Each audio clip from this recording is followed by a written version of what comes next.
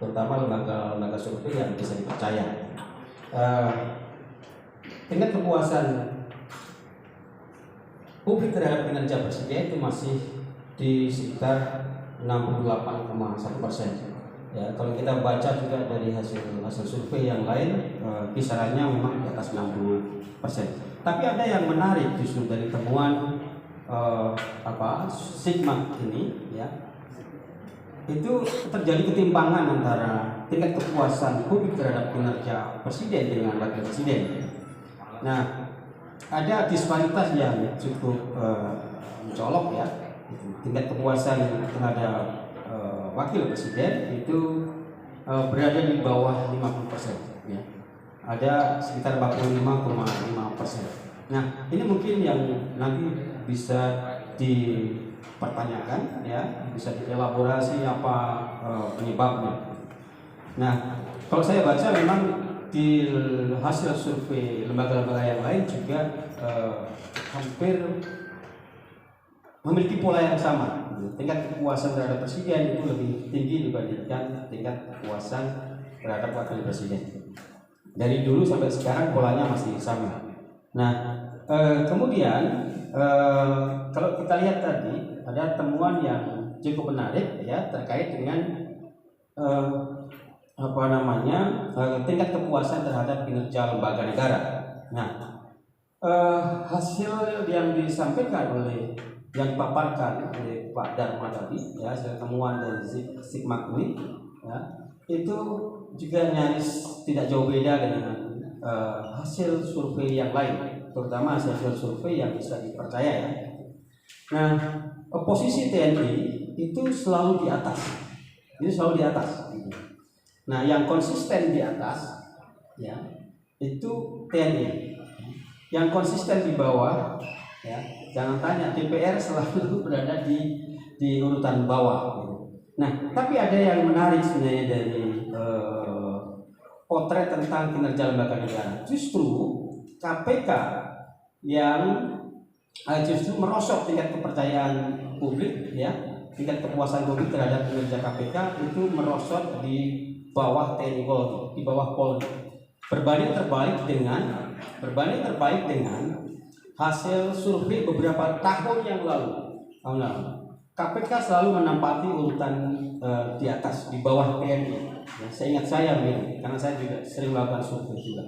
Nah, tapi dalam beberapa tahun belakangan itu selalu konsisten KPK berada di bawah Polri. Nah, ini mungkin Mas Philip nanti bisa menjelaskan, Pak Dharma juga, ya, bisa menjelaskan apa yang terjadi di balik angka tingkat kepuasan tadi itu. Apakah ini menyangkut soal performance pimpinan KPK atau yang lain, gitu, ya? Ada faktor atau faktor yang lain. Nah, kemudian kalau kita lihat dari soal peta dukungan capres cawapres, ya, hasilnya juga secara overall itu hampir sama juga dengan CSIS, dengan Kompas, dengan LSI, ya. Kalau kita lihat dari segi urutan, ya, elektabilitas capres itu masih konsisten. Ada tiga nama yang berada di atas, ya. Survei sebelumnya. Bedanya adalah Sigma itu menemukan satu data, ya. Kalau beberapa bulan belakangan itu hanya ada 3 nama yang berada di papan atas, yaitu Ganjar Pranowo, Prabowo, dan Anies Baswedan. Nah, temuan Sigma ini, ya, jadi bertambah 4, ya. Ada 4 nama yang berada di papan atas. Nah, ini juga nanti perlu dielaborasi, perlu dieksplor faktor apa yang mempengaruhi posisi masing-masing tokoh yang menempati sebagai capres papan atas tadi. Nah, kemudian soal simulasi, ya, simulasi pasangan. Kalau kita lihat tadi, ya, kalau kita simak tadi dari simulasi pasangan capres itu ada temuan yang menarik menurut saya ketika kita coba membaca eh, beberapa simulasi yang dipaparkan tadi, ya, itu faktor sosok Ridwan Kamil itu menjadi figur yang menyumbang, ya, terhadap kenaikan elektabilitas pasangan. Ya. Nah, itu bisa dijelaskan nanti Pak Mas Philip, ya, Kang Dharma, kenapa itu bisa terjadi, gitu, ya. Nah, faktor apa yang mempengaruhi? Nah, kalau kita lihat dari posisi elektabilitas cawapres, ya, kalau dari top of mind tadi ya masih Sandiaga Uno, ya, sebagai capres yang cawapres yang paling populer, ya, paling banyak mendapatkan dukungan. Nah, tapi ketika kita baca tadi dari beberapa simulasi, ya, terlihat di situ sosok Ridwan Kamil itu menjadi sosok yang kontributif terhadap kenaikan elektabilitas pasangan.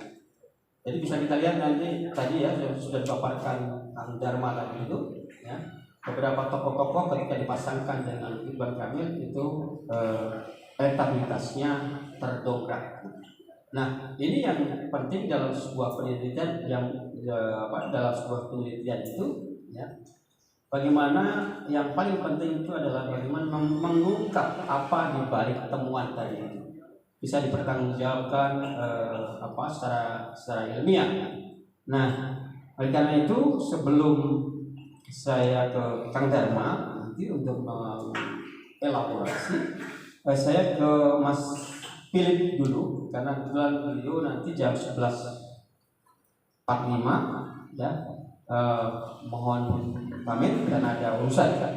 Nah, saya persilahkan kepada Mas Philip untuk menanggapi temuan survei dari SIMAK tadi. Ya. Terima kasih Pak Karyono. Assalamualaikum warahmatullahi wabarakatuh. Selamat pagi menjelang siang. Salam sejahtera untuk kita semua. Pertama, saya mengucapkan terima kasih telah diundang hadir di sini, Mas Karyono, Kang Dharma, dan selamat kepada IG Mart yang sudah menyelesaikan surveinya kedua, ya. Dan tadi sudah diklarifikasi, ya, saya bukan lagi direktur eksekutif CSIS karena udah alih jabatan kemarin bulan akhir Januari. Saya 6 tahun menjadi direktur eksekutif CSIS dan saya harus ganti, nggak boleh kelamaan, udah 2 periode. Dan kebetulan hari ini saya juga masih sebagai ketua Persepi, itu perhimpunan lembaga-lembaga survei. Ini juga periode kedua juga Pak Karyono. Jadi bentar lagi nanti 2024 harus selesai. Mas, lupa perkenalan lagi. Itu yang penting sebagai ketua Persepi tadi. Ya.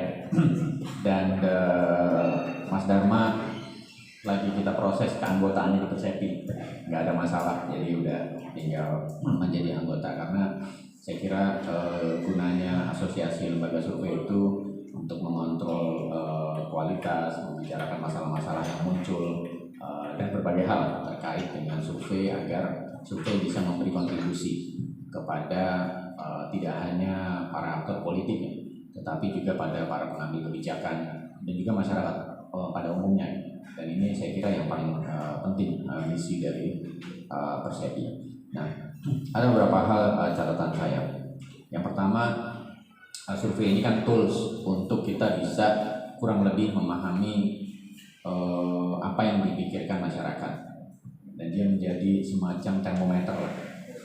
Dan tadi catatan Pak Karyono misalnya pada beberapa hal terkait dengan kepuasan terhadap Presiden Jokowi hari ini konsisten dengan temuan-temuan berbagai lembaga survei lain, itu ada di kira-kira angka 60-70%. Memang kadang-kadang drop, kadang-kadang naik, dan itu wajar, ya. Justru itu menandakan bahwa kalau ada naik turun itu berarti masyarakatnya mulai rasional, karena dia mulai mengevaluasi para leaders. Kalau rata terus berarti masyarakatnya tidak kritis. Dan saya kira beberapa waktu belakangan masyarakat menjadi semakin kritis karena isu-isu yang dihadapi sekarang langsung menghujam kepada kepentingan masyarakat. Misalnya pandemi COVID-19 itu urusan pribadi kita semua kan, karena kita bisa terancam survival kita secara individual gitu. Karena itu masyarakat, dan juga tidak hanya dari sisi kesehatan, mungkin dari sisi pekerjaan, ya kan, masyarakat betul-betul melihat gitu dampak pandemi itu urusannya udah menyangkut urusan pribadi. Kalau dulu sebelum pandemi isu politik, isu ekonomi buat masyarakat itu seperti isu yang jauh. Orang tidak pernah, kalau ditanya akan menjawab, tapi itu tidak pernah jawabannya itu sangat personal. Dan saya kira sejak 2 tahun terakhir survei itu mungkin cerminan jawaban yang cukup personal dari masyarakat, makin rasional, karena merasakan.